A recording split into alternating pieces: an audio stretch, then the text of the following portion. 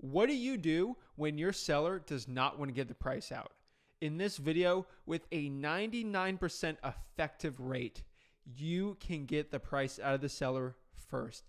And this is not clickbait. I'm not lying on this. I'm going to share you my killer strategy on how to get the price out of the seller so you have the most leverage in a wholesaling real estate negotiation so you can be the best wholesaler possible and make the most money in real estate wholesaling possible.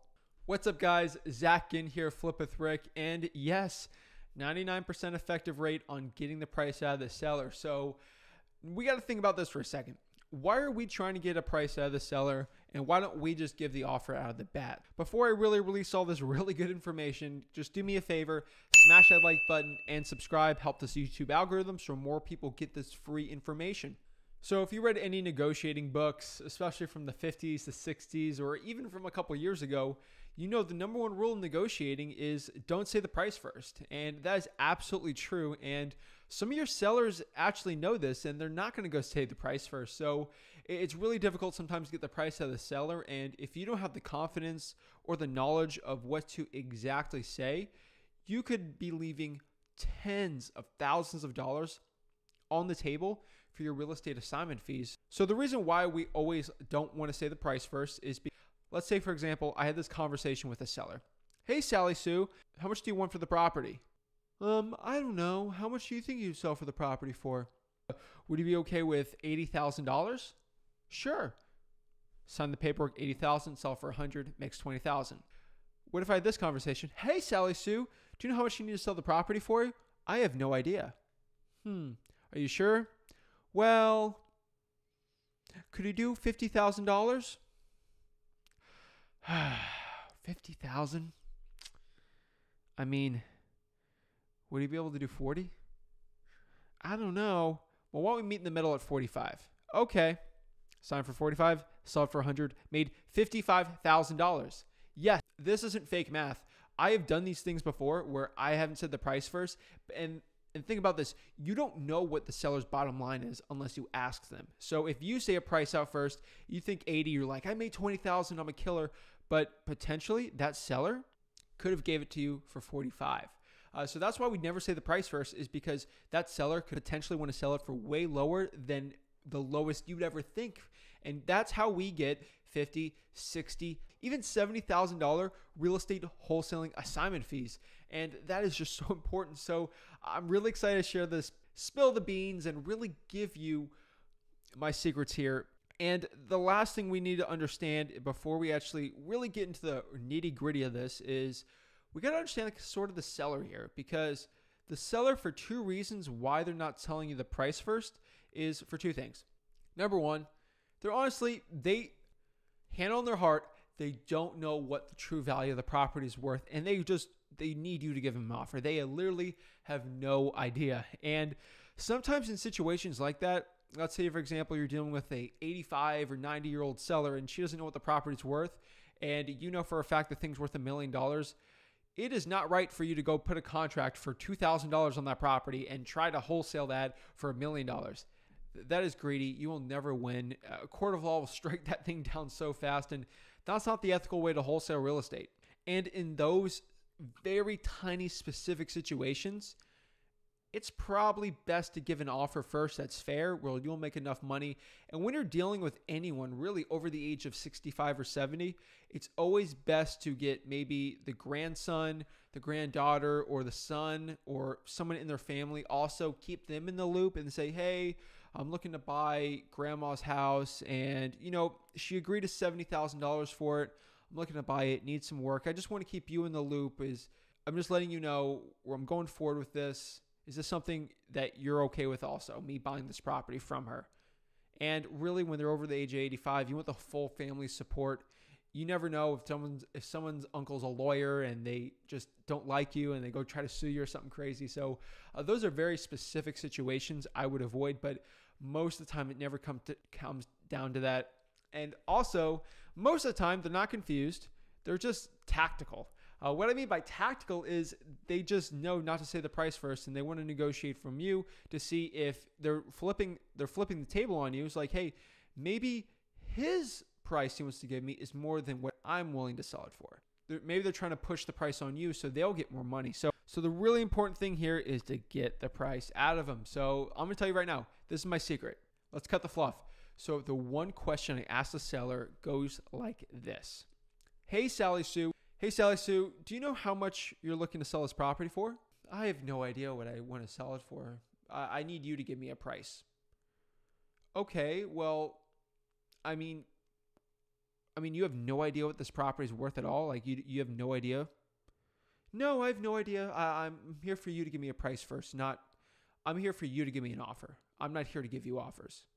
Okay, well, that's fine. So you have no idea what the property is worth? No, not at all. You need to give me an offer. Okay, no problem. So Sally, hey Sally, would it be okay if I bought this property from you for $1? Absolutely not. Never. Well, I guess that's my offer. I mean, this is kind of a joke offer, but can I buy your house for $1? No, never. Well, if you don't have a price, I mean, that's kind of what I do. I guess I'll buy it from $1. I mean, you want to get the paperwork going? No, I can't sell it for $1. I mean, I need to sell this thing for $40,000. Oh, $40,000. So pause that little role play there. It's kind of a role play there, but really what it is if they are just telling you that they don't know what the thing's worth, or they want you to get an offer first and they won't spit it out, offer to buy the thing for $1,000 or $1. Literally, it's such a joke offer where it's not, if the thing's worth $100 and you offer them $15,000, like seriously, they'll probably kick you out. Like, that is such an insulting low offer. Get out of here. But $1, it's more of a joke. It's more of a symbol of just like showing that, hey, if I got it for free, you're not happy with that, right? Well, what are you actually at? And really, it flips the table. It puts them off guard. They're kind of confused because they're expecting to be like, you give me an offer. Okay, that's the offer. Well, they're expecting this negotiation and conversation to go one way. They were preparing for hours before you came. That's how it's going to go. You're going to say the price first, and that's how it's going to be. And they're not expecting you to say $1. And they honestly get shocked. They mentally get punched in the mouth, more or less, with those words, is because now they're off guard. They're like, well, oh my gosh, 40, and then they get stressed and they don't know what to say because they haven't prepared for this, and then they just throw out their lowest number. And that is absolutely one of the best tricks I can give you. It's helped me so many times when sellers didn't want to give offers, and honestly, using that strategy has made us hundreds of thousands of dollars extra every single year for our real estate wholesaling acquisition. So that is my strategy for it. Some other ones you can possibly do. I know some people aren't comfortable with doing that, but honestly, it's the best one out there. I've seen other guys do, and if you go on YouTube, most of them will do this one. They're not giving the price out. It's like, hey, so you don't have a price what you'll sell this thing as is. So how much do you think it'll sell for on the market? Oh, I think it'll sell for about $100,000 on the market if it was all fixed up. Okay, well, if I minus off 6% commissions and the repairs and renovations and closing costs and everything like that, I mean, if there's just no hassle and there's no issue with the property, I mean, would it be okay if I bought it for X? 60,000, then negotiate from there, and then they'll say the price, or, they'll work away what they think the thing's worth minus what the fees and everything, and then, put some little more there. So we have some room for the deal, and then they'll go from there. That's another one people honestly do, but really that's it. I mean, I truly believe that little $1 thing, it's such a joke.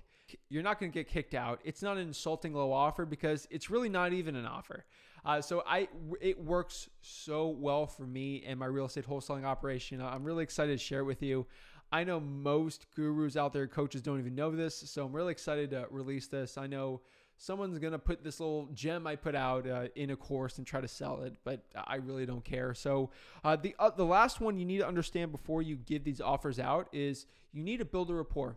As you can see in the role play, I was sort of laughing when I said the $1, because if I said, can I buy this house for $5? They would perceive that as a legitimate offer and they might kick you out. But, me laughing, like, I mean, Sally, like, with a smile, like, would it be okay if I buy this thing for like $1? You're joking. The rapport is already built in the conversation and they're really comfortable with you. They're joking. You crack some funny jokes with them. They're not going to kick you out. And it's actually a joke, and then they'll give you the price. Now, if you did that without the rapport, it's not good. And lastly, I don't want to waste your time here, because some sellers are going to be like, hello, ring, ring, ring. Hello, is this John? Hey, this is John. Are you looking for a cash offer on your property? No, but what's your offer? What's your price?